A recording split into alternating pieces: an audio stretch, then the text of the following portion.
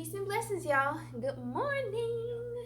So, y'all, what I want to start off with is a verse that I was reading this morning, and I was like, "Ooh, I got to tell people about this one." So let me read it to you. A'udhu billahi minash shaitanir rajim. Bismillahirrahmanirrahim. He brings forth the living from the dead, and he brings forth the dead from the living, and he revives the earth after her death. Thus is it that you too shall be brought forth. So one more time. You know, when I really love him, I read him twice. He brings forth the living from the dead, and he brings forth the dead from the living, and he revives the earth after her death. Thus is it that you too shall be brought forth. I just think this is so beautiful, not only as a reminder for our mortality, not only as a reminder that even after our physical bodies die, that's not the end. That there is a resurrection. There is a second life. It's like that's not it. So I'm trying to find the best way to say it. I know that we get attached a lot to each other, and that's normal and that's natural. And when someone that's close to us dies, like in 2000, at the end of 2015, when my late husband died, that was hard. Like that was really, really hard. But even though it's hard, y'all, we have to remember that there's an after. That's not the end, right? And the Quran reminds us of that. That Allah gives life after death. So even if you're like myself and you've experienced the death of someone close to you, I just want to give you a gentle, loving reminder that it may seem like it right now because we're still here in this realm and they're in another realm, but that's not the end. It's not. But I was saying, not just as a reminder for those things, but as a reminder also for the right now, for y'all, babies are active this morning. So if you see a little shaking on the camera, that's because one of them is messing with the tripod, or was. Now she's gone. But yeah, as a reminder for the right now as well, because sometimes we might be in a dark place. You might feel like or rather we might feel like we're going through something that we can never come out of. We might feel like we've been buried, even though we're still alive.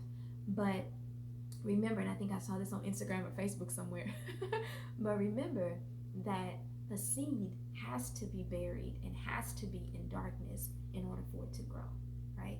So if you feel like you're buried, don't think that that's the end. That could be the start of something new, a renewed life. That could be the start of your growth. Allah brings forth life from dead things. So even if emotionally you're struggling, mentally you may be struggling, somewhere in one of those areas you may feel quote unquote dead, or like you just don't have the energy, or you just don't have the desire to do things. You're just kind of humdrum, just I'm not feeling it, right? Just kind of feeling real lulled out. Allah can energize you, right? Allah can rejuvenate you, right? Allah can bring forth from you what you don't even know you have within you. Allah can plant something in you that was never there. And you can be renewed and you can be restored. And even if you feel like it's the end of something, or that you're in a dead, dark, damp, deep place, it's not the end. But you have to believe that it's not the end. Because why? Because Allah can bring forth life from something that's dead. We see it happen all the time, y'all, and we take it for granted, right? We take it for granted. How many times do you see a tree, right, have all these dead leaves and go bare, and then a couple of months go by, a few seasons go by, and then boom, that tree's all alive and green again? Who does that? How does that happen? That's a law. That's a law. And some people say, oh, that's nature. But who controls nature? Who, quote unquote, wrote the rules for nature? What is nature? How did that come about? Mankind, we didn't create nature.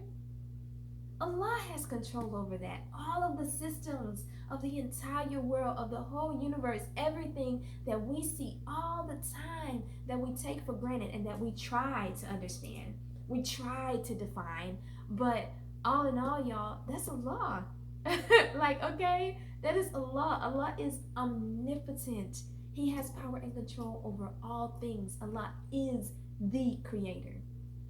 In the hands of Allah is life and death, right? The Quran says that Allah says to a thing, be, and what? It is. Okay, don't say and what, but it's that's me. The Quran says that Allah says to a thing, be, and it is, right? Which means that Allah simply gives a command to something, and boom, that's it. That's it. Because Allah said so, it happens. That's it. So no matter what we may be going through, y'all, I know that sometimes when you're in it, when you're at the beginning, when you're in the middle, it's like, oh my goodness, I'm not going to ever make it out of this. But don't think like that. Don't think like that. And if you are thinking like that, recycle. Take that negativity and say, I'm putting out positivity. No matter what it is I'm going through, no matter how hard I think it is, no matter how deep I think I've been buried, maybe I've just been planted and I'm about to grow and I can come out of this. I can blossom, I can bloom, and I can come out of this. Because why?